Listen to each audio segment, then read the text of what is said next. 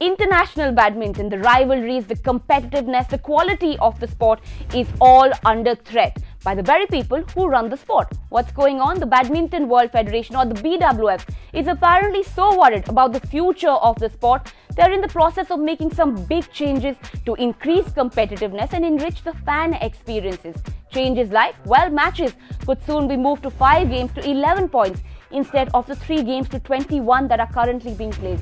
Starting with the All England Championship in March this year, all players will need to start no higher than 1.15 meters above the court, no matter the player's height. 2018 also saw all top players being bound by a new rule to play at least 12 events a year or else face heavy fines. These don't include the Commonwealth Games or the Asiad or apparently any time for rest.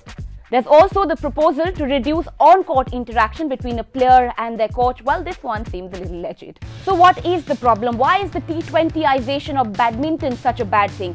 11-point games are being criticized as lotteries by some former players. The technical and physical aspect of the sport that are so well displayed in a player needing to pace themselves over a 21-point game will just be replaced by a flurry of smashes. Quick points like big sixes in T20 cricket will become the order of the day. But there will be no test cricket like alternate for the romantics though. The long rallies, the stroke players or the defensive players will, well, just phase out.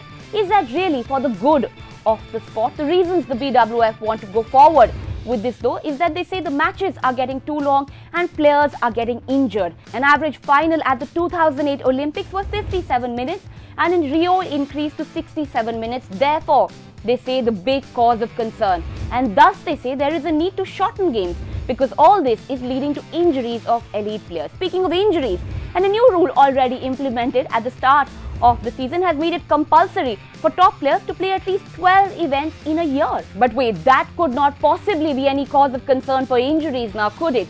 Because now players like Sindhu, Saina, Srikanth will have to play 12 events on top of the Commonwealth Games, Asian Games, Badminton World Championships, the Badminton Asian Championships.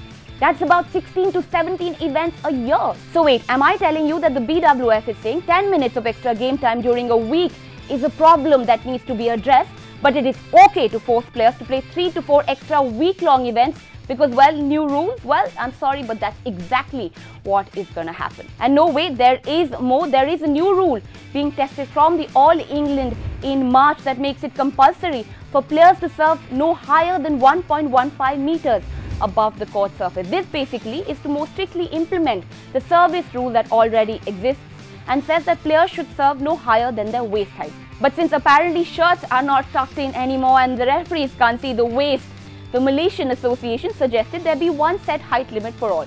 6'3" tall Victor Axelsen and 5'4" tall Saina Nehwal. The world number 1 though has been quite vocal in his criticism of the new rule. It's a ridiculous rule, to be honest.